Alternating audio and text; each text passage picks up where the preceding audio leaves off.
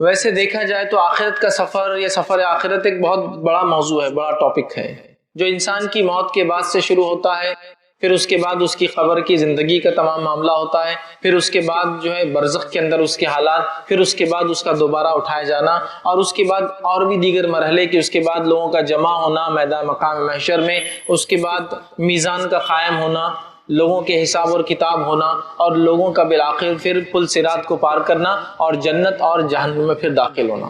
لیکن انشاءاللہ عزیز میں اس عنوان کو سمٹتے ہوئے جو آج آپ کے سامنے بات رکھوں گا وہ ہے انسان کا سفر آخرت اور اس کی ابتدا کیسی ہوں گی، مطلب موت کے بعد جو حالات ہوں گے۔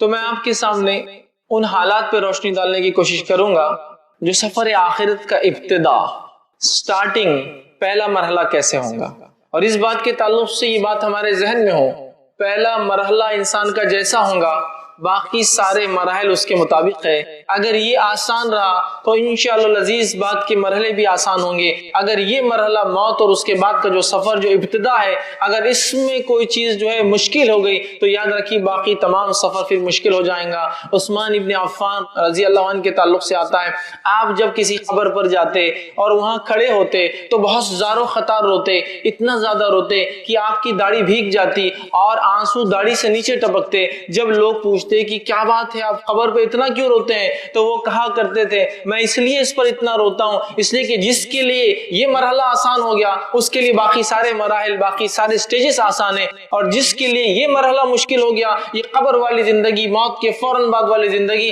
تو اس کے لیے باقی سارے مراحل بہت مشکل ہونے والے ہیں، یاد رکھیے۔ تو لہٰذا آخرت کا سفر شروع ہوتا ہے موت سے، تو میں چند باتیں موت کے تعلق سے، پھر یہ سفر کیسے شروع ہوتا ہے اور پھر کیا ہوتا ہے، مختصر سا آپ کے سامنے رکھنے کی جو ہے کوشش کروں گا۔ ہم آگے بڑھتے ہیں۔ انسان جو ہے کچھ سوالات اس کے زندگی کے یا کچھ سوالات ایسے ہیں جس کے جواب کے لیے وہ پریشان ہوتا ہے۔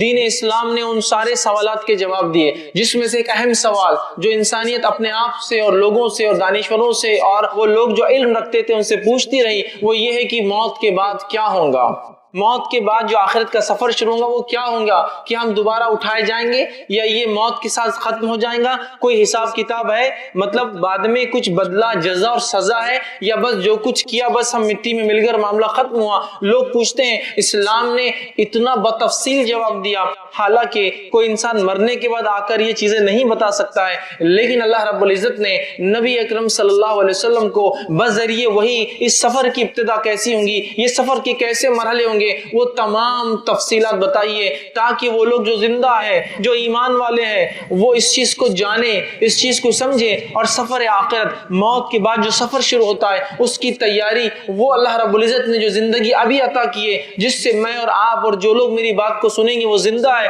وہ گزر رہے ہیں۔ یاد رکھیے اس کے بعد ایک مرحلہ ہے جو آخرت کا سفر ہے، بہت کٹھن سفر ہے، یاد رکھیے بہت سخت سفر ہے، یاد رکھیے اس کی تیاری، اس کا سامان، اس کا توشہ ہمیں اس دنیا میں اچھے اچھے اعمال کر کے جمع کرنا ہے، ورنہ موت کا فرشتہ آ جاتا ہے، جیسے کہ اللہ رب العزت نے سورہ مومنون سورہ نمبر 23 آیت نمبر 99 اور 100 99 اور 100 میں فرما کہا، جب کسی کی موت کا وقت قریب آتا ہے تو وہ فرشتے جو اسے لینے آتے ہیں وہ کہتا ہے اے فرشتوں تھوڑی مہلت دی جائے، تھوڑی چھوٹ دی جائے، تھوڑا وقفہ دیا جائے، تھوڑا انٹرول دیا جائے، ونس مور ایک اور مجھے چانس دیا جائے، قال رب ارجعوا تاکہ واپس جاؤں، لعلی اعمل صالحا فیما ترک تاکہ دنیا میں جن کام کے لیے یا جن کاموں کے لیے جو اچھے اعمال کے لیے بھیجا گیا تھا لیکن میں نے کیے نہیں تو میں کیا کروں، جا کر کے آ جاؤں، لہٰذا مجھے ایک چانس دیا جائے۔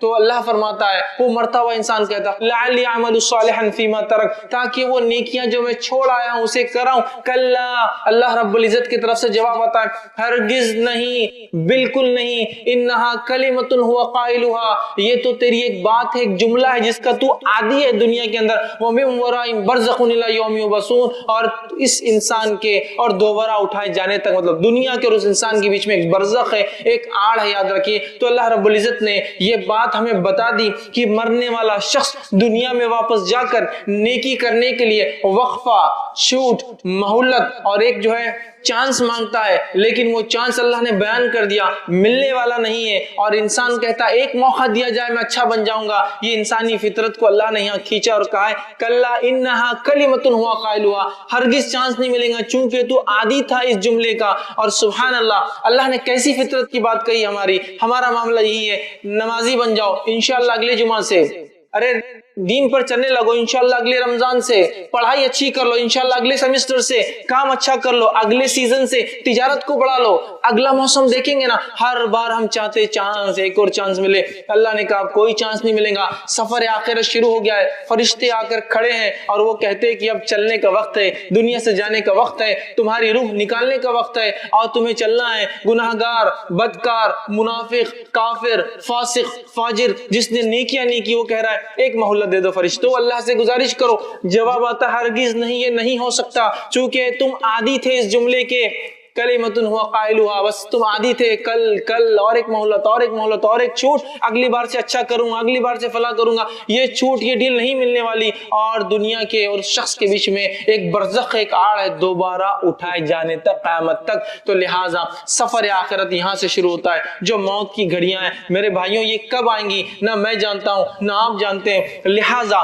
ہر وقت اپنے آپ کو تیار رکھیں، ہم ایسے اعمال کریں کہ اگر سفر آخرت کے لیے آج گاڑی نکلنے والی ہے، آج ہمیں جانا ہے، آج موت آنے والی ہے، تو اس سے پہلے میری اور آپ کی زبردست تیاری ہو، یاد رکھیے۔ جس طرح سے ہم صحابہ کو دیکھتے ہیں، تابعین اور تبع تابعین کو دیکھتے ہیں، یاد رکھیے۔ تو بہرحال ہم دیکھ رہے تھے کہ اسلاف ہمارے کس طرح سے جو ہے موت کی تیاری کرتے تھے، اور کیوں نہ ہو اس لیے کہ اللہ رب العزت نے اس سفر کی ابتدا کو اور اس ابتدا کا جو پہلا مرحلہ ہے موت، اس کے تعلق سے بیان کیا کہ اس کی بہت زیادہ سختیاں، یاد رکھیے ہمیں اس کی تیاری اس زندگی میں کرنا ہے کہ پتہ نہیں کب سفر آخرت میرا اور آپ کا شروع ہو جائے، اور اگر ہماری تیاری نہ رہی تو یاد رکھیے مہلت اور چھوٹ نہیں ہے، اس لیے کہ اللہ رب العزت نے بات کا تو اعلان کر دیا، اور یہ ایک ایسی بات ہے جس میں دنیا کے کسی مذہب، کسی مسلک، کسی دین، کسی دھرم، کسی کو اختلاف نہیں، انسان کو، لوگوں کو اللہ کے ہونے نہیں ہونے میں، ایک ہے، دو ہے، تین ہے، ہزاروں کروڑوں ہے، ہر چیز میں اختلاف، کون سے نبی اور کون نبی نہیں ہے اس میں اختلاف، ہر چیز میں اختلاف ہے، لیکن ایک چیز ایسی اس پہ لوگ متحد ہیں، متفق اور اتفاق رکھتے ہیں، اور وہ ہے موت۔ موت میں کسی کو اختلاف نہیں کہ موت نہیں آتی ہے، موت سب کو آتی ہے، یاد رکھیے۔ لہٰذا سفر آخرت میں مجھے اور آپ کو سب کو جانا ہے، بس اچھا مسافر وہ ہوں گا جو سفر آخرت شروع کرنے سے پہلے اپنا سامان تیار رکھے، اپنا کھانا اور توشہ تیار رکھے، تاکہ گاڑی کب آئیں گی ہم نہیں جانتے، ہم کھڑے اس مرحلے پر، اچھے اچھے کام کرنا ہے، گاڑی کبھی بھی آ جائیں گی، فرشتے اللہ کی کبھی بھی آ جائیں گے، چلنے کا کہیں گے، سفر آخرت کب شروع ہوگا ہم نہیں جانتے، لیکن اس کی ہمیں تیاری کر کے رکھنا ہے، اس لیے کہ موت ایک ایسی چیز ہے جس میں کسی کو اختلاف نہیں، یاد رکھیے۔ اللہ نے فرمایا کل نفس ذائقۃ الموت، ہر نفس کو موت کا مزہ چکھنا ہے، مطلب سفر آخرت کبھی بھی شروع ہو سکتا ہے، اس کا کوئی وقت متعین نہیں، یاد رکھیے۔ اور یہ موت سفر آخرت کی جو ابتدا ہوتی ہے بڑی سختیوں کے ساتھ ہوتی ہے، یاد رکھیے، بڑی مشکل کے ساتھ ہوتی ہے، یہ مرحلہ بہت آسان مرحلہ نہیں ہے کہ بس یوں ہی ہو جائیں گا، بہت سخت مرحلہ ہے، یاد رکھیے۔ اس کے تعلق سے ہم دیکھتے ہیں شداد بن اوس رضی اللہ عنہ ایک مرتبہ وہ کہتے ہیں اور موت کے لمحے کو ڈیفائن کرتے ہیں، سفر آخرت کی ابتدا کتنی ہولناک ہے اس سے اندازہ ہوتا ہے، وہ ڈیفائن کرتے ہیں، وہ بتاتے ہیں کہ موت کی سختیاں کیا ہے، اور فرماتے ہیں کہ موت کا لمحہ دنیا اور آخرت کے تمام ہولناکیوں سے زیادہ ہولناک ہے، موت کا لمحہ دنیا اور آخرت کی تمام ہولناکیوں سے زیادہ ہولناک ہے۔ آگے فرماتے ہیں اور کہتے ہیں یہ آروں کے چیرنے سے زیادہ خطرناک ہے، آرے سے کسی کو چیرنے کتنی تکلیف ہوتی ہے، آروں کے چیرنے سے زیادہ خطرناک ہے۔ پھر کہتے ہیں کینچیوں کے کاٹنے سے زیادہ خطرناک ہے، کسی زندہ انسان کو کینچی سے کاٹ دیا جائے کتنی تکلیف ہوتی ہے، کینچیوں کے کاٹنے سے زیادہ خطرناک ہے۔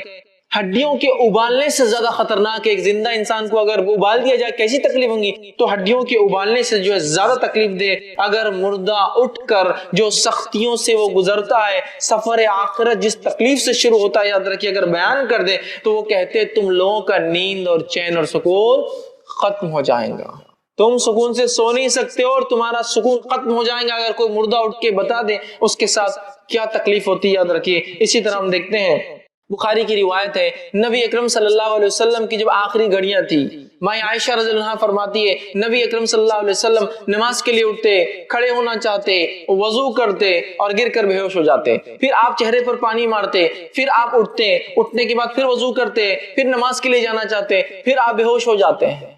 یہ سختیاں تھی نبی اکرم صلی اللہ علیہ وسلم کے ساتھ، اور آپ صلی اللہ علیہ وسلم جو اللہ کی تعریف کرتے جاتے، اور یہود و نصارہ کو اس وقت میں بھی آپ نے بددعائیں دی، اس کے الفاظ ملتے ہیں، تو اللہ کی تعریف کہتے اور کہتے سبحان اللہ، موت کے لیے بڑی سختیاں ہیں، موت کے لیے بڑی سختیاں ہیں۔ تو سفر آخرت کسی کے لیے بھی آسان نہ ہوا، یاد رکھیے یہ بہت سخت فیز ہے انسانی لائف کا۔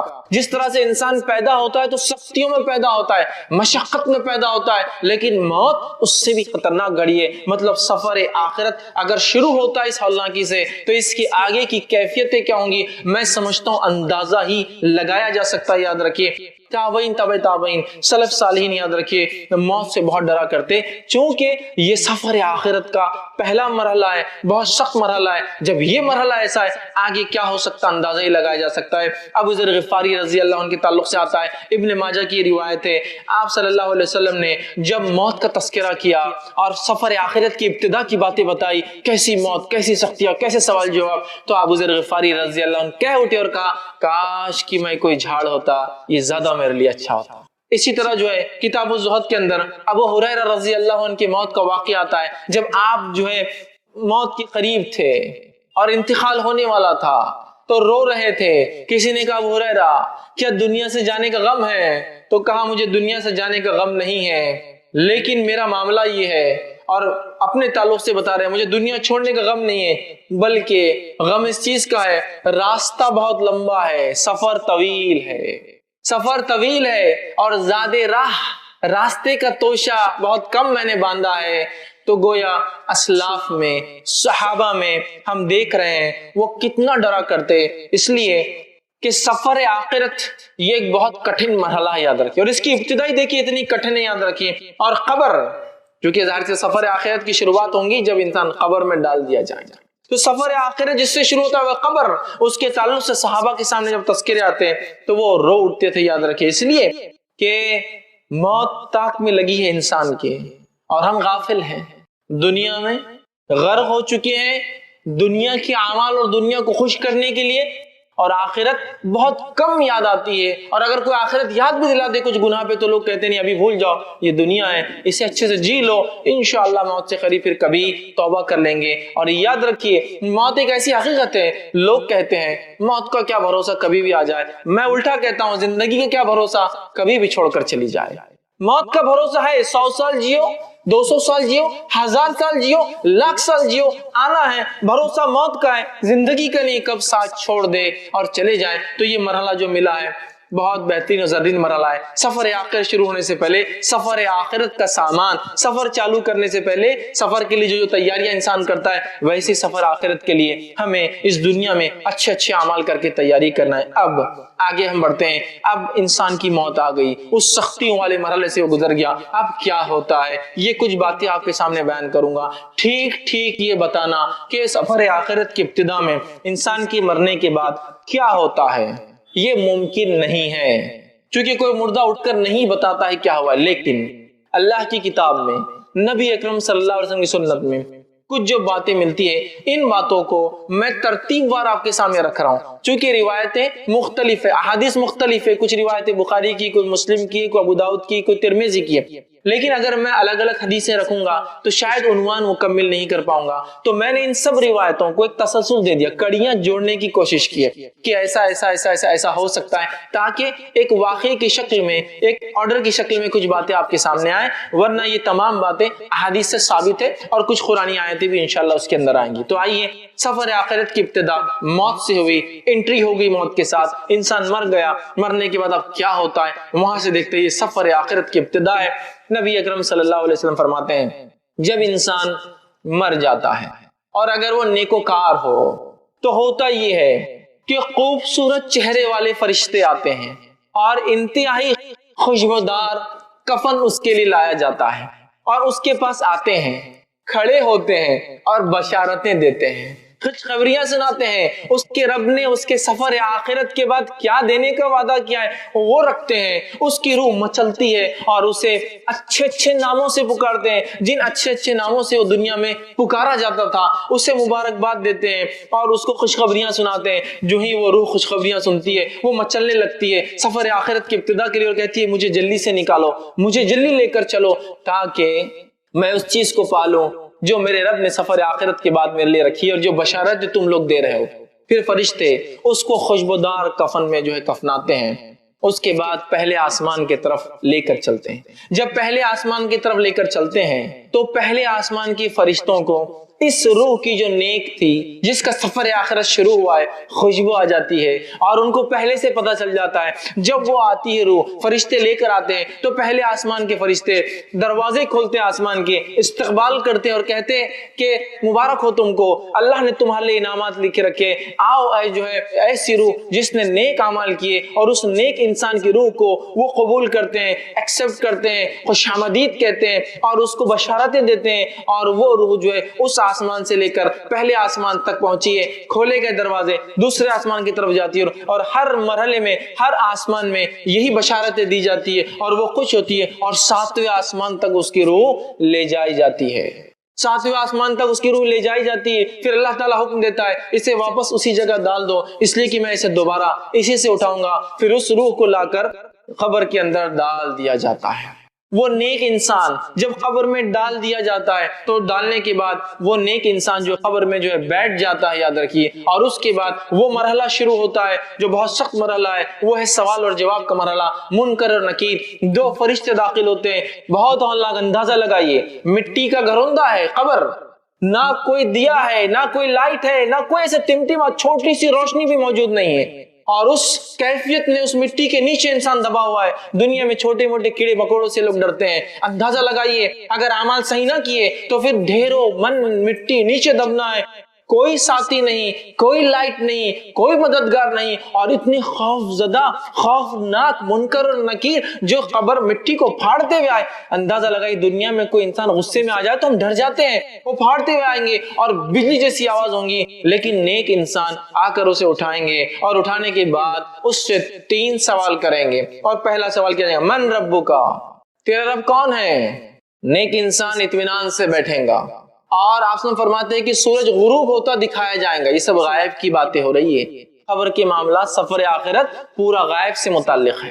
سورج ڈوبتا ہوا دکھایا جائے گا، وہ کہیں گا فرشتوں سوالوں کے جواب میں بعد میں دیتا ہوں، عصر کا وقت جا رہا ہے، سورج ڈوب رہا ہے، میں نماز پڑھ لیتا ہوں۔ فرشتے بتائیں گے یہ قبر ہے، یہاں نماز کی ضرورت نہیں، تو کہیں گے ہاں ٹھیک ہے کنٹینیو کرو، آگے بات کرتے ہیں۔ چونکہ وہ دنیا میں نیکی کا عادی تھا اور بالخصوص نماز کا عادی تھا، لہٰذا قبر میں بھی جب سورج کو ڈوبتا ہوا دیکھتا ہے تو کہہ رہا ہے کہ عصر کا وقت جا رہا ہے، میں پڑھ لیتا ہوں۔ تو اندازہ لگائیے نماز کے کتنے فوائد ہیں۔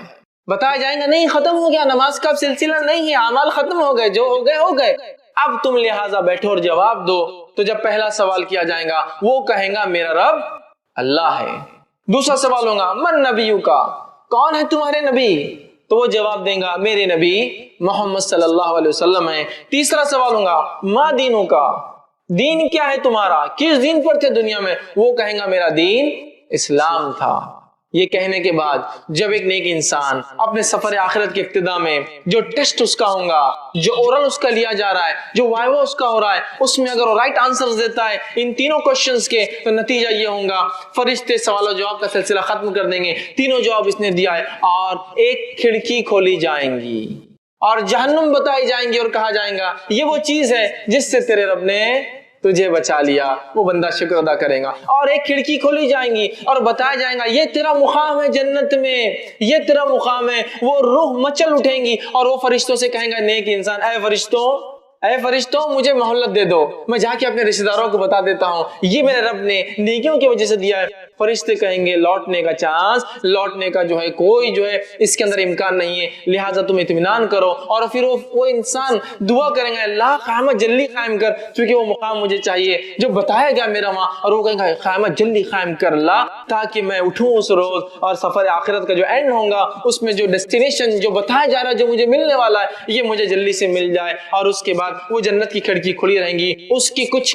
ہوائیں وہ محسوس کریں گا، ایک بہترین بستر اس کے لیے بچھایا جائے گا، اور فرشتے کہیں گے اے شخص آرام سے اطمینان سے سو جاؤ، تمہارا سفر مطلب اس کا سفر شروع ہو گیا، اطمینان سے تم اس پہ سو جاؤ، اور اس کو ایک دلہن کی طرح بستر پہ سلا دیا جائے گا، اور اس کے بعد وہ اطمینان سے سو جائیں گا۔ اللہ کی طرف سے حکم گا اس کا نام علیین میں نیکوکاروں کے رجسٹر کے اندر اندراج کر دیا جائے، لکھ دیا جائے، اس کا رجسٹر میں نام لکھ دیا جائے گا نیکوکاروں کی۔ آئیے اس کے بالمقابل وہ انسان جو گناہ کرتا تھا، معصیت، جرم، کفر، شرک، نفاق، اس کی زندگی اس میں گزری، اس شخص کی موت کیسی آتی وہ بھی دیکھیے، اس کا سفر آخرت سٹارٹ کیسا ہوتا وہ بھی دیکھتے ہیں ہم۔ اللہ رب العزت ہم پر رحم کرے اور ہماری حفاظت کرے۔ بہت سخت سفر ہے، ویسے موت کی ہولناکی کتنی خطرناک تھی، لیکن ایک جو گناہ گار انسان ہوتا ہے اس کے پاس فرشتے جب اس کی روح کا وقت آتا ہے، پہلے تو کہتا مہلت دی جائے، چھوٹ، ڈھیل دی جائے، کہا جاتا ڈھیل نہیں ہے۔ اس کے بعد فرشتے جو کہ انتہائی گھٹیا صورتوں میں، بری صورتوں میں آتے ہیں اور انتہائی بدبودار ٹاٹ کا ایک اس کے لیے کفن لاتے ہیں، اور لانے کے بعد کہتے ہیں کہ اے مغضوب روح، اللہ کا تجھ پر غضب ہونے والا ہے، تو نے گناہ اور معصیت کیے، نکل، تیرا مقام یہ، چونکہ جیسا نیک آدمی کو بشارت دی جاتی ہے، اس کو اس کا مقام کے تعلق سے بشارت دی جاتی ہے، نکل، تجھے یہاں جانا ہے۔ اور وہ گناہ گار انسان کہتا ہے کہ نہیں، میں نہیں نکلوں گا۔ اس کی روح جسم کے اندر جاتی ہے، جب روح اندر جاتی ہے تو اسی ماحول کی، اسی حالت کی ایک تصویر اللہ نے بیان کی اور کہا وَالنَّازِعَاتِ غَرْقًا، قسماً فرشتوں کی جو روحوں کو جسم میں ڈوب کر غوطے لگا کھینچ کے نکالتے ہیں، چونکہ اس کی روح باہر آنا نہیں چاہیں گی، وہ اندر جائیں گی، اور یہ فرشتے اندر جا کے روح کو نکالیں گے۔ اور اسی بات کو اللہ رب العزت نے سورہ انعام سورہ نمبر 6 آیت نمبر 93 میں دیکھیے کیسا بیان کیا۔ اللہ فرماتا ہے اے نبی کہ اگر تم دیکھتے جب ظالموں کی موت کا وقت قریب آتا ہے، ٹھیک ہے، اور وہ موت کی جھانکنی میں جا کر پھنستے ہیں، سکرات میں ہوتے ہیں، تو فرشتے ان کے پاس جاتے ہیں، ملائکۃ باسطوا ایدیہم، اور اپنے ہاتھوں کو بڑا کر کھینچتے ہیں اس کی روح کو، نکل، چونکہ ایک نہیں کئی فرشتے آتے ہیں، یاد رکھیں، نکل، اس کو کھینچتے ہیں۔ اب تمہیں بتایا جائے گا کیسا عذاب تمہیں ملتا ہے ان باتوں کے لیے جو تم اللہ کے تعلق سے بغیر علم کے بک دیا کرتے تھے، نکلو باہر آؤ۔ تو فرشتے ڈوب کر نکالیں گے، فرشتے کھینچ کر نکالیں گے، وہ سفر کے لیے راضی نہیں ہوں گی، وہ روح وہ اندر گھسیں گی۔ فرشتے جب نکالیں گے، نبی اکرم صلی اللہ علیہ وسلم فرمایا کیسی تکلیف ہوں گی اس شخص کو جس کی روح جو گناہ گار ہوں گا، جیسے ایک بھیڑ ہو، بھیڑ سمجھتے نا، شیپ، بھیڑ ہو، اس کی اون کتنی گتھیاں ہوتی ہے اس میں، وہ اگر گیلی ہو اور اس پر کوئی کانٹے دار چھڑی لے اور اس کو گھمائے جس میں بال اٹک جائے اور پھر اس کو کھینچ کر نکالے، اس قسم کی شدید تکلیف وہ محسوس کرتا ہے، اور اس کی جلد جو ہے جیسا نکلتی ہے تکلیف محسوس کرتا ہے، لیکن اسے فرشتے نکالتے ہیں، بدبودار نہایتی گندے ٹاٹ کے اندر اسے لپیٹتے ہیں، لپیٹنے کے بعد پہلے آسمان پہ لے جاتے ہیں۔ پہلے آسمان کے فرشتے کہتے ہیں اس مغضوب روح کے لیے آسمان کے دروازے نہیں کھولے جائیں گے، واپس چلی جاؤ، اور اس انسان کو فرشتے انتہائی گھٹیا ناموں سے پکاریں گے جس سے دنیا میں چڑھتا تھا اور نفرت کرتا تھا۔ خبر میں آنے کے بعد وہی ہولناکی منکر اور نکیر ظاہر ہوں گے جن کی آواز بجلی کی کڑک جیسی ہوں گی، اور آ کر سوال کریں گے اس سے اور کہیں گے من ربکا، تیرا رب کون تھا؟ کافر کہیں گا ہا لا ادری، مجھے نہیں پتا میرا رب کون تھا، مجھے نہیں پتا، جواب نہیں دے پائیں گا۔ دوسرا سوال ہوگا من نبیکا، نبی کون تھے، تیرا نبی کون ہے؟ کافر کہیں گے ہا لا ادری، مجھے تو نہیں معلوم کون میرے نبی ہے، جواب نہیں دے پائیں گے۔ تیسرا جو سوال ما دینو کا، تیرا دین کیا ہے؟ کافر کہیں گا ہا لا ادری، مجھے اس کا بھی جواب نہیں معلوم۔ اس کے بعد وہ جواب نہیں دے پائیں گا کوئی چیز کا، مطلب تینوں سوالات میں وہ فیل جائیں گا۔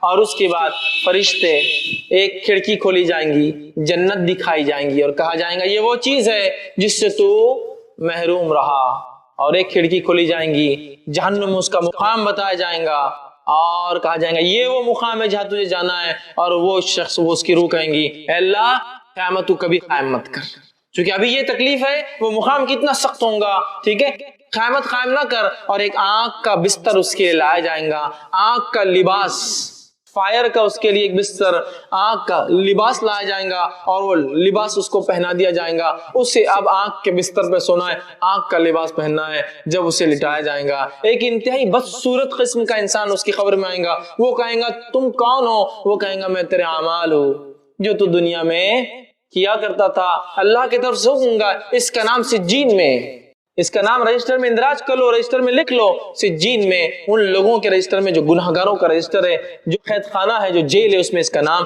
لکھ دو، اس کا نام رجسٹر کر لیا جائے گا اس معاملے میں، اور وہ قیامت تک تکلیف کے اندر لیٹنے والا ہے۔ ان مرحلوں پہ تھوڑا غور کیجیے، کیسا عجیب سفر ہے، کیسی خطرناک ابتدا ہے، اور ہماری اس کے لیے کیا تیاری ہے، یہ سوچنا سب سے امپورٹنٹ پوائنٹ ہے، سب سے اہم معاملہ ہے، یہ نقطہ سب سے اہم ہے۔ آج دنیا کی زندگی میں ہم اتنے غرق ہیں کہ ہمیں کچھ نہیں سمجھ میں آتا سوائے مال، دولت، بیوی، بچے، گھر، جائیدادیں، اچھی اچھی گاڑیاں اور سٹیٹس اور مقام، اس کے علاوہ ہم کچھ نہیں کرنا چاہتے۔ یاد رکھیے، کچھ نہیں کرنا چاہتے ہیں۔ یہ سفر کیسے طے کریں گے؟ اگر آپ ایک سفر کر کے جاتے ہیں کسی دوسرے شہر میں اور اس ہوٹل کے اندر گدا برابر نہ ہو، روئی برابر بھری نہ ہو، یا پھر گدا اسپیشل ٹیکنالوجی سے اگر بنا نہ ہو، تو صبح اٹھ کے ہم کہتے ہیں پیٹ ساتھ نہیں دے رہی ہے، آج کام برابر نہیں ہوگا۔ اندازہ لگائیے اس چیز کا جو گناہگار کے ساتھ ہو رہی ہے۔ آنکھ کا بستر، آنکھ کا لباس، کس قسم کی تکلیف ہے؟ تو یہ سفر آخرت کو معمولی نہ سمجھے۔ اگر اس کے ابتدائی مرحلے ایسے ہیں تو اگلے مراحل کیسے ہوں گے ہم اندازہ لگا سکتے ہیں، یاد رکھیے۔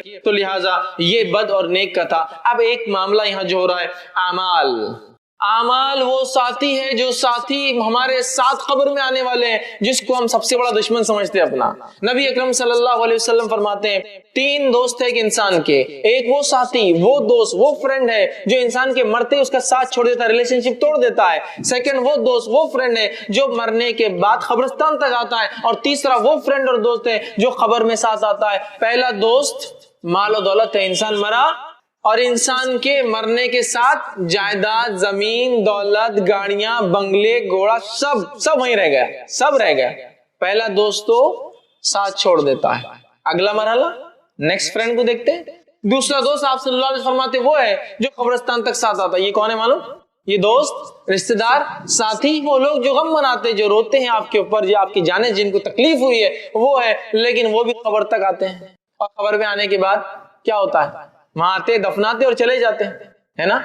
تو مال، دوسرا دوست، رشتہ دار، لیکن وہ بھی کچھ ساتھ نہیں تھے۔ تیسرا فرماتے دوست انسان کا اعمال ہے جو قبر میں ساتھ آ رہے ہیں۔ آگے حدیث کے اندر بات، قبر میں آنے والے اچھے برے اعمال۔ لیکن کتنی افسوس کی بات ہے، 3 دوستوں میں سے میرا سب سے پکا دوست کون ہے اب طے کر لے۔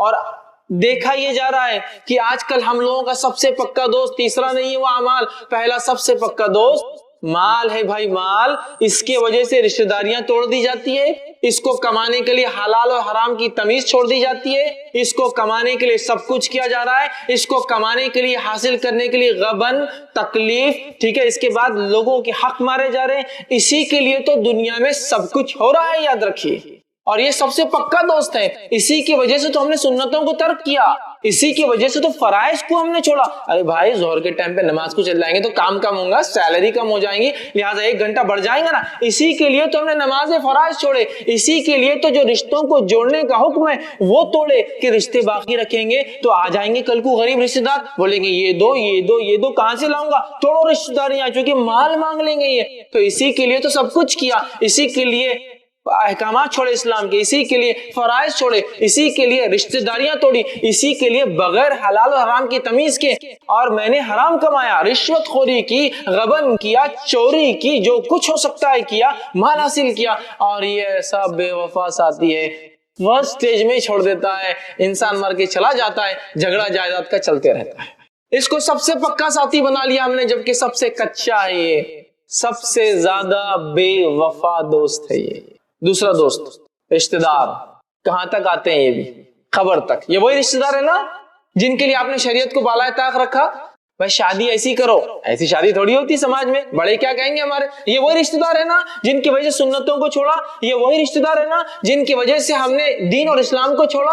ارے بھائی پورے خاندان میں کوئی عمل نہیں کرتا، میں کیسے کروں گا؟ نام دکھانا ہے سماج میں، آگے بڑھنا ہے، بچوں کی شادیاں وغیرہ ہونا ہے، لہٰذا میں یہ قرآن حدیث اور سنت کی بات نہیں کر سکتا یہاں۔ تو یہ رشتہ ہے جن کے لیے آپ نے اسلام کو چھوڑا، یہ رشتہ دار ہے جس کے لیے آپ نے سب کچھ کیا، اسلام اور شریعت کو بالائے طاق رکھا، سنتوں کی اہمیت کو ہم نے وہ کیا۔ میرا بیٹا ہے، اس کے لیے کیسا ہوں گا، یہ کر لیا، میری بیٹی ہے۔ رشتہ داروں کے لیے یہ اتنے بے وفا ہے، بس قبرستان تک آئیں گے، 2 آنسو بہائیں گے، بیوی ہو تو 4 مہینے 10 دن غم کریں گے، اس کے بعد سب کچھ دنیا کا چلنے لگے گا۔ کوئی ساتھ نہیں آ رہا مال، کوئی ساتھ نہیں آ رہا خبر میں، ایک بھی رشتہ دار جس کے لیے یہ 2 فرینڈز کے لیے سب کچھ کیا، یہ سب سے بے وفا ہے۔ تیسرا جو دوست ہے جس سے سب سے کم اور ہلکی دوستی اور فرینڈشپ ہے میری اور آپ کی آج، وہ ہے اعمال۔ یہ زندگی میں بھی ساتھ ہے، یہ قبر میں بھی ساتھ ہے، یہ مقام محشر میں ترازو میں بھی تولا جائیں گا، اور انشاءاللہ اللہ کے فضل اور رحم کے بعد یہ وجہ بنے گا جنت میں جانے کی۔ اعمال، اعمال، لیکن اعمال بعد میں پہلے مال پھر رشتہ دار کیا بولیں گے, یہی معاملہ ہے نا. دیکھیے کوئی کام کرنا ہے, نہیں بھائی اس سے پہلے تو دیکھ لو بزنس پہ کیا فرق آتا. دوسرا رشتہ دار کیا بولیں گے, ارے نہیں تو سنت ہے, رشتہ دار کیا بولیں گے, بھائی سماج میں رہنا ہے نا. اس کے بعد اعمال کا سوچا جائے گا. تو یہ دوست, یہ اعمال جس کو ہم نے سب سے کمزور دوست بنا لیا, اس سے وہ مضبوط دوستی اور رشتہ نہیں رکھا, یہی وہ عمل ہے جو ہر جگہ آنے والا ہے. خبر میں بھی آئیں گا, خبر میں بھی آئیں گا. ایک تو مسئلہ حل ہوا. دوسرا, سوالات تو کتنے آسان دکھتے ہیں نا. من ربو کا, ربی اللہ, میرا رب اللہ ہے, کتنا آسان جواب ہے. من نبیو کا, میرا نبی کون ہے, کتنا آسان جواب. کس کو نہیں پتا کہ نبی محمد صلی اللہ علیہ وسلم ہے ہمارے. آسان. ما دینوں کا, دین کیا تھا تیرا, کتنا آسان ہے دین اسلام. 3 سوال اور 3 الفاظ میں جواب ہے اس کے, اللہ, محمد صلی اللہ علیہ وسلم اور اسلام. میں تو یہی دے دوں گا. میرے بھائیوں, اس بات کو غور سے ہم سنیں اور سمجھے. ان 3 سوالات کا جواب وہی آدمی دے سکتا ہے جس کی زندگی ان تینوں کے مطابق گزری ہو. یاد رکھیے, ان 3 سوالات, جس نے اللہ کو واقع میں رب مانا, اس کے ساتھ کبھی شرک نہیں کیا, اس کی توحید پر زندگی گزاری, اس کے احکام کو سنا, اس کے حرام کو حرام جانا, اس کے حلال کو حلال جانا, اس کی اطاعت, اس کی شریعت کی اطاعت کی, اس کی فرمانبرداری میں زندگی گزار دی, اس کی محبت کے لیے دنیا میں سب کچھ کیا, تو وہ کہہ سکیں گا میرا رب اللہ ہے. اللہ ایک لفظ ہے نا صرف. کیوں نہیں کہہ سکوں, نہیں کہہ سکیں گے جس کی زندگی اس پہ نہیں چلی ہو. ہم شرک, کفر, معصیت, احکام کو توڑنا, حرام میں زندگی ڈوبی ہوئی ہے, من مانی زندگی گزار رہے ہیں. نہیں اللہ تعالیٰ پھر بھی ہم کو یہ نہیں, یہ لفظ نہیں آئیں گا زبان پہ. یاد رکھیے, یہ تو اسی کی زبان پہ آئیں گا جس کی زندگی اللہ کو رب مانتے ہوئے گزری ہو, اور اللہ کو رب مانتے ہوئے دنیا سے چلا گیا ہو. یاد رکھیے, اور اسی رب کے لیے اس نے لوگوں سے رشتے توڑے, اسی رب کے لیے لوگوں سے اس نے لڑائیاں کی, اسی رب کی خاطر دوستی ہوئی, اسی رب کی خاطر دشمنی ہوئی, اسی کی خاطر حرام کو چھوڑا, اسی خاطر حلال کو کیا. اس نے کہا تھا رشتہ داریاں نبھاؤ, تو میں نے کر لیا تھا. سب کچھ اللہ کے لیے ہو. وہ کہہ سکیں گے میرا رب اللہ ہے. دوسرا, میرا نبی کون ہے, محمد صلی اللہ علیہ وسلم. کتنا آسان ہے. لیکن یہ وہی کہہ سکیں گا جس کی زندگی نبی اکرم صلی اللہ علیہ وسلم کی اتباع میں گزری ہو. من مانے ڈھنگ سے زندگی گزارنے والوں کو یہ جواب نہیں ملے گا. اس کا یاد رکھیے. جس نے جو سنت کو بالائے طاق رکھا, سنت کیا ہے, کر لیے تو عمل ٹھیک, نہیں کرے تو چلتا. ماحول بنا دیا گیا, یہ سنت پہ عمل کرے تو ٹھیک, نہیں کرے تو چلتا ہے, ایسا کوئی مسئلہ نہیں. اتنا ماحول بنا دیا گیا آج. یہ سنتوں کو مذاق سمجھ رہے ہیں, سنتوں کا انکار کرنا فیشن بن چکا ہے آج کل. معلوم, ارے یہ حدیث تو میرے پلے نہیں پڑ رہی بھائی, سمجھ میں نہیں آ رہی, رد. ارے یہ حدیث تو مجھے سمجھ میں نہیں آ رہی, رد. ارے یہ حدیث تو اس کے خلاف دکھ رہی مجھے, رد. ارے یہ حدیث میں تو فلاں, رد. مطلب تمہاری عقلیں جانچیں گی اب سنت کو. سنت کا انکار کیا پوری زندگی, من مانی زندگی گزاری, تو پھر کیا وہ یہ کہہ سکیں گا میرے نبی محمد صلی اللہ علیہ وسلم ہے. یاد رکھیے, جو نبی اکرم صلی اللہ علیہ وسلم کی محبت کرتا ہے, محبت کا تقاضا اطاعت اور فرمانبرداری. یاد رکھیے, اس لیے کہ آپ صلی اللہ علیہ وسلم نے فرمایا کہ جس نے میری سنت سے محبت کی اس نے مجھ سے محبت کی. من احب سنتی فمن احبنی, اس نے مجھ سے محبت کی. ومن احبنی کان معی فی الجنہ, اور جس نے مجھ سے محبت کی میرے ساتھ جنت میں ہوگا. نبی اکرم صلی اللہ علیہ وسلم کی سنتوں سے محبت کرنا ہے اور اپنی زندگی کو سنتوں کے مطابق ڈھالنا ہے. پھر چاہے میرا سماج اور معاشرہ کچھ بھی بکے میرے بارے میں تو ایسی زندگی جوں گا. یہی صحابہ کا طرز تھا, یہی ان کا طریقہ تھا, اسی پہ زندگی گزاری. اور ایک ایک سنت تو کیسے مانتے تھے. بہت بڑا واقعہ سنانے کا وقت نہیں ہے, ایک واقعہ سنا تو عبداللہ ابن عمر رضی اللہ عنہما سفر کو نکلتے, حج کے سفر کو جاتے ہیں, ایک مقام پہ اونٹ روکتے ہیں. دوسرے تابعین سوچتے ہیں چونکہ جو ان کے ساتھ تھے سیکھنا چاہتے تھے, کیوں تو انہوں نے اللہ کے رسول صلی اللہ علیہ وسلم کے ساتھ حج کیا تھا کہ کیا کیا حج میں ہوتا ہے. لوگوں کو لگا شاید عبداللہ اب نماز عصر پڑھیں گے, سب اترے. عبداللہ ابن عمر رضی اللہ عنہ ایک مقام پہ گئے, وہاں جا کر ایسے بیٹھے جیسے استنجا پیشاب کرنے کو بیٹھتا ہے, وہاں استنجا کے لیے بیٹھے. بیٹھ کر اٹھے, لوگوں نے کیا کہ ہم یہ وضو کر کے نماز نہیں پڑھیں گے, اور آپ نے تو پیشاب بھی نہیں کیا, بس بیٹھ کے آ گئے. تو کہا نہیں, نہ ہم نماز پڑھیں گے نہ ہی اثر کریں گے. تو نبی اکرم صلی اللہ علیہ وسلم, کیونکہ اثر تو اس مقام پہ پڑی, تو کہا پھر یہاں کیوں رکے ہو. تو کہا نبی اکرم صلی اللہ علیہ وسلم کے ساتھ میں حج کے سفر پہ تھا, آپ صلی اللہ علیہ وسلم یہاں استنجا فارغ ہوئے تھے, مجھے آیا تو نہیں تھا, پھر بھی میں بیٹھنا پسند کرتا ہوں یہاں. کیسی اتباع ہے, یہ ہے محبت, یہ ہے اطاعت. کہ نہیں سمجھ میں آ رہا ہم کو کیوں نبی نے کیا, بس کیا ہم کر رہے ہیں اس کو. یہ محبت ہے, یہ تھا ان کا عمل. سنتوں سے یہ محبت تھی. یاد رکھیے آج ہمارا کیا ہے, سنت تو ہے نا, چلتا ہے, سنت تو ہے نا, دیکھا جائے گا. ارے بھائی سنت ہی ہے نا, فرض تھوڑی ہے. یہ حال ہم نے بنا دیا ہے. تو کیا ایسا شخص یہ کہہ سکے ہاں میرے نبی محمد, نہیں کہہ سکیں گا.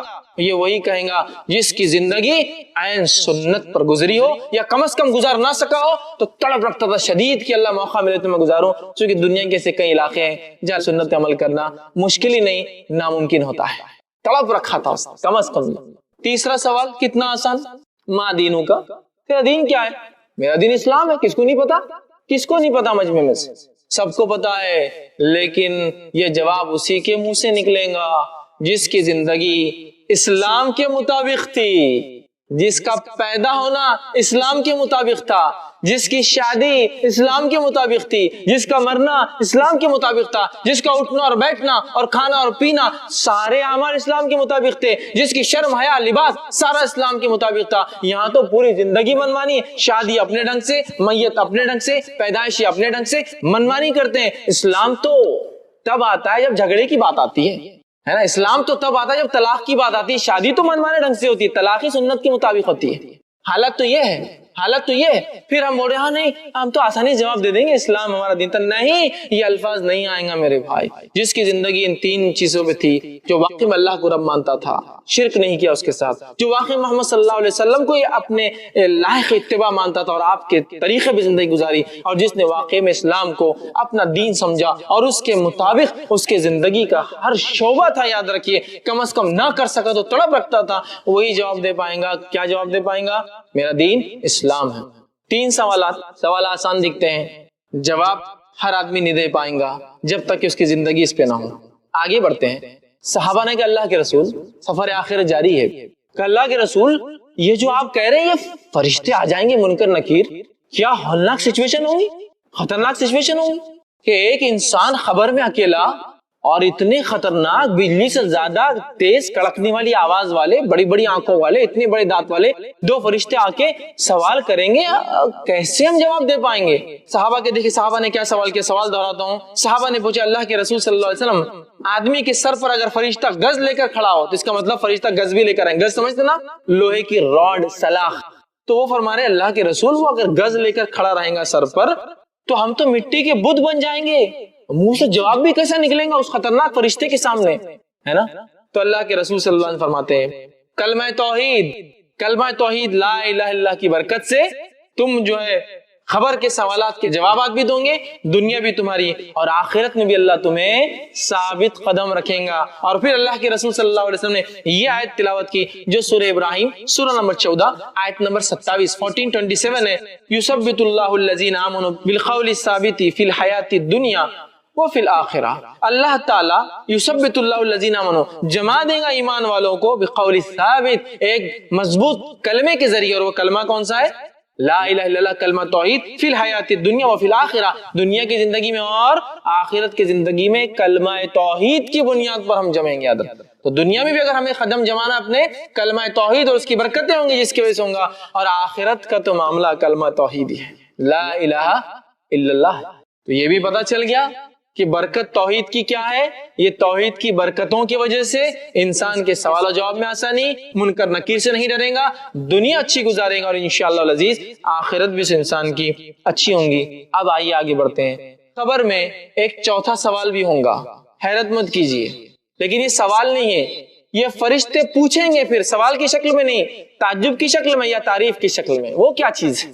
اس کے تعلق سے ابو داؤد اور بخاری کی روایت آتی ہے۔ ابو داؤد کی روایت میں ہے، نبی اکرم صلی اللہ علیہ وسلم فرماتے ہیں جب بندہ 3 سوالات کے جواب دے دے گا، مطلب یہ نیک انسان تھا، اور رائٹ آنسرز دے دے گا، تو فرشتے اس سے پوچھیں گے اور سوال کریں گے ما یدریک، تجھے ہمارے سوالات کے جواب کیسے آئے؟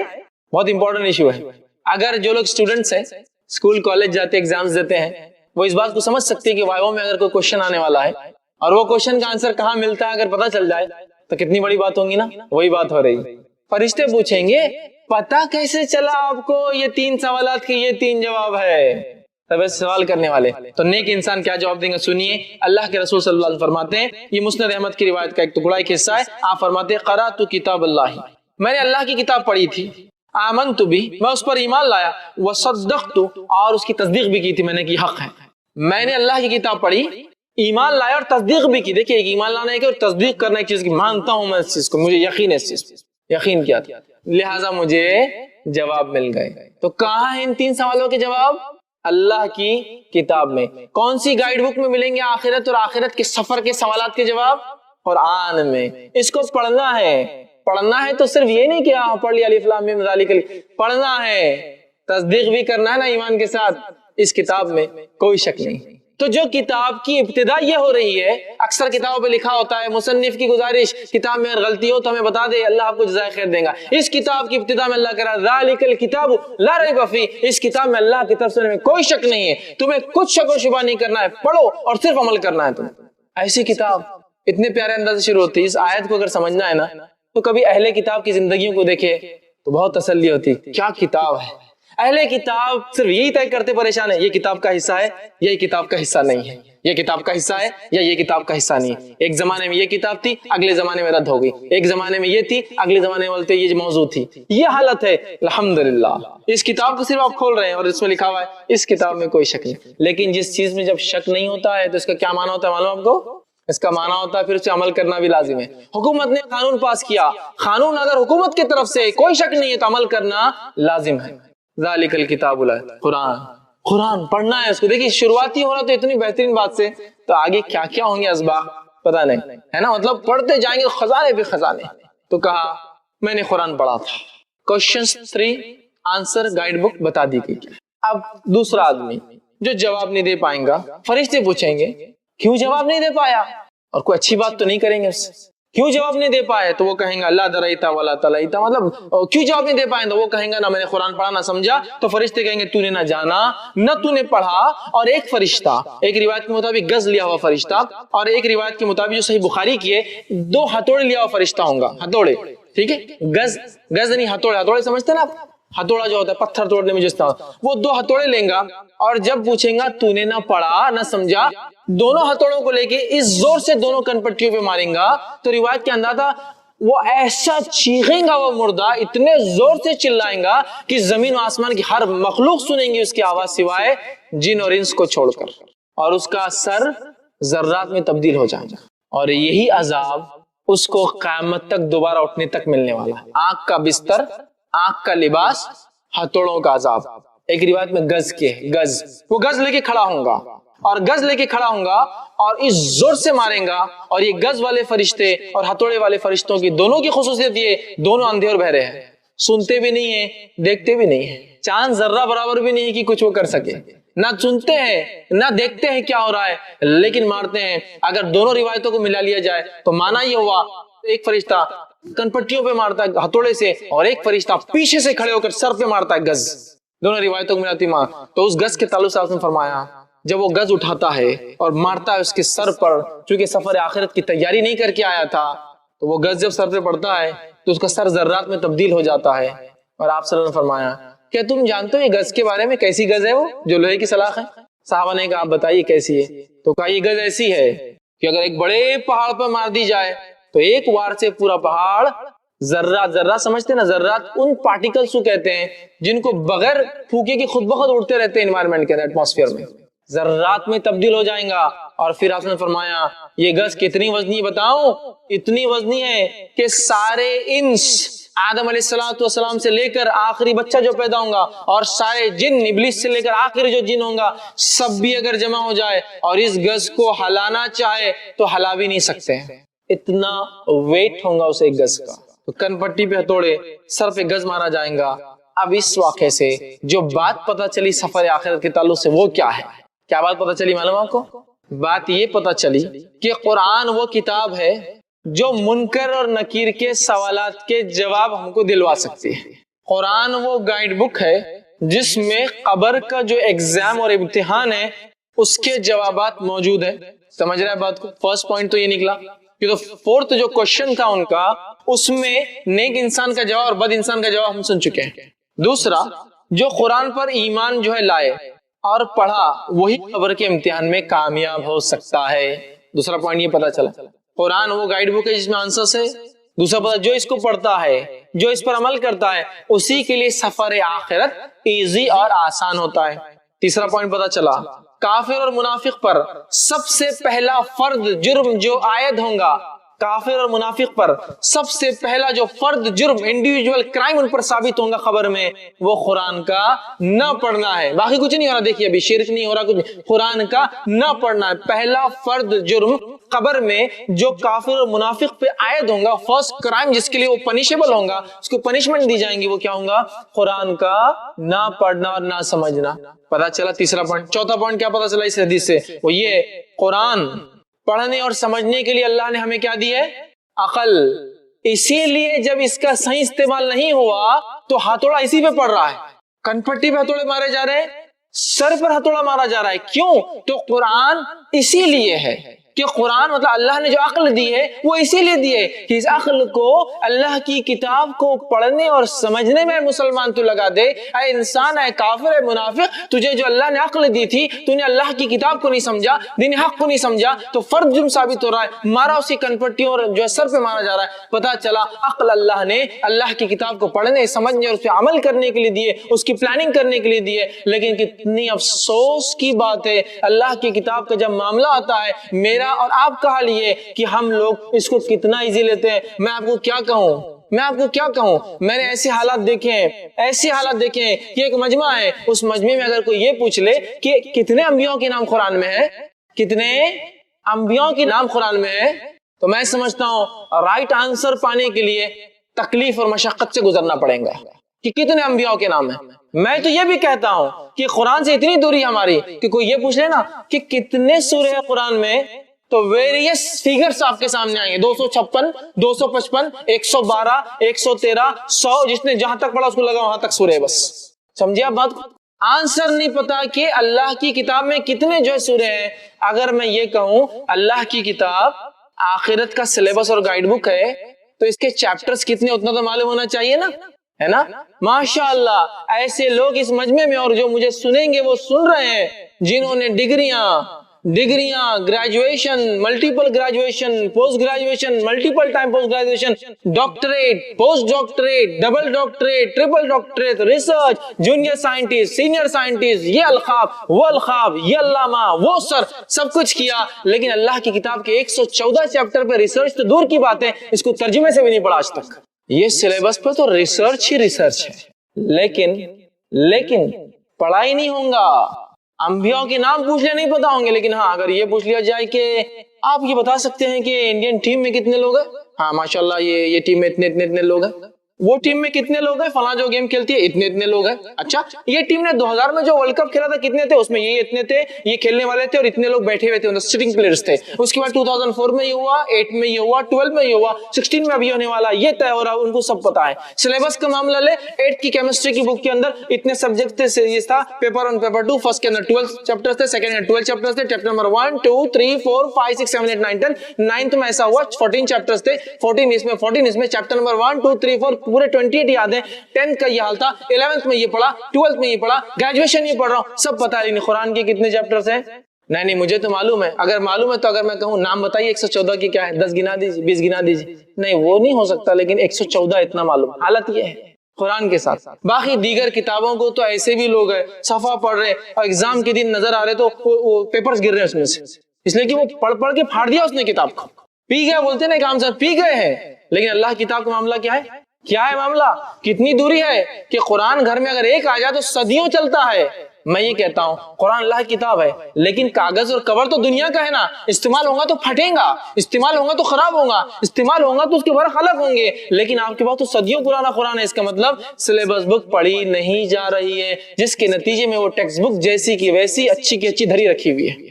اور کتنی افسوس کی بات ہے نا, ایک آدمی سفر آخرت کے لیے نکلا ہے.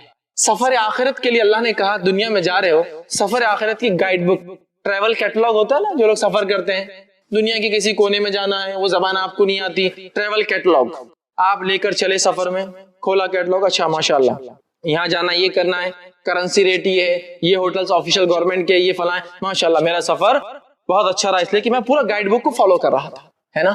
اب اس ٹریولر کے, اس مسافر کا کیا کہنا, جس مسافر نے گائیڈ بک تو لیا اور گائیڈ بک کو لے کر یا تو پیٹ کے پیچھے ڈال دیا تو سر کے اوپر رکھ لیا, دونوں میں سے کوئی ایک کام کیا, اور وہ لوگوں سے راستہ پوچھ رہا, بھائی صاحب میرے کو ادھر جانا کیسے جاؤں, بھائی صاحب میرے کو ادھر جانا کیسے جاؤں, تو کوئی عقل مند انسان کہے احمق तेरे सर पे ट्रैवल कैटलॉग गाइड बुक रखी है और तू लोगों से पूछता है, लोग तुझे घुमा देंगे दुनिया में। समझ रहे आप? आज हमारा हाल यही है।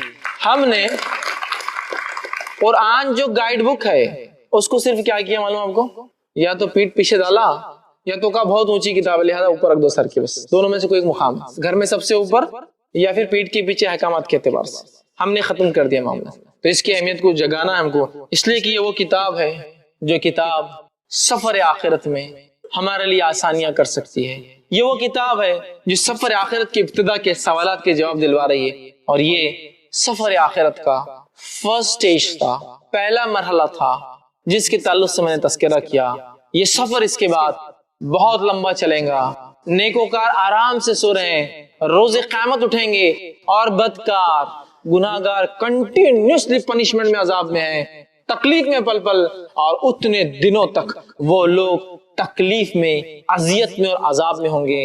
रोजे क़यामत उठाए जाएंगे, डरेंगे, घसीट घसीट कर, धक्का दे देकर, पकड़ पकड़ कर, खींच खींच कर ला जाएंगे। मकाम महशर में खड़े होंगे लोग, घसीट घसीट कर, ग्रोह दर ग्रोह अमाल के एतबार से या तो खींच कर या तो घसीट कर या तो चल कर खुद से आएंगे। नेक लोग याद रखिए जमा होंगे और उस दिन सूरज इतना करीब होगा, 1 मील के फासले पर 1.5 से 2 किलोमीटर का फासला से सूरज का होगा। इंसान पसीने में शराबर होंगे और इंसान अल्लाह के सामने खड़े होंगे और फर्दन फर्दन जाकर जवाबात देंगे। मीजान लगेगा, पुल सिरात से गुजरना है, फिर वो आखिरी फैसला जन्नत और जहन्नम का होगा। तो आज इस वक्त में मैंने आपके सामने वो पहला सफर, उस सफर का पहला मरहला और पहला हिस्सा रखा। मेरे भाइयों, बहुत लंबा सफर करना है, बहुत लंबा सफर करना है। तैयारी भी उतनी मजबूत करना है सफर की हमको, ताकि कभी भी इस सफर के लिए फरिश्ते आ सकते हैं कि चलना है। और इस सफर आखिरत को आसान करने की तरकीब अल्लाह की किताब को पढ़कर समझिए और खूब नेकियां करिए, तो इंशाअल्लाह अजीज ये सफर आखिरत अच्छा गुजरेगा। वरना पहले खबर से जो शुरू होगा मामला बुराई का और मार का, तो फिर आखिरत में क्या होगा अंदाजा लगाया जा सकता है। मैं अपनी बात को यहीं खत्म करूंगा।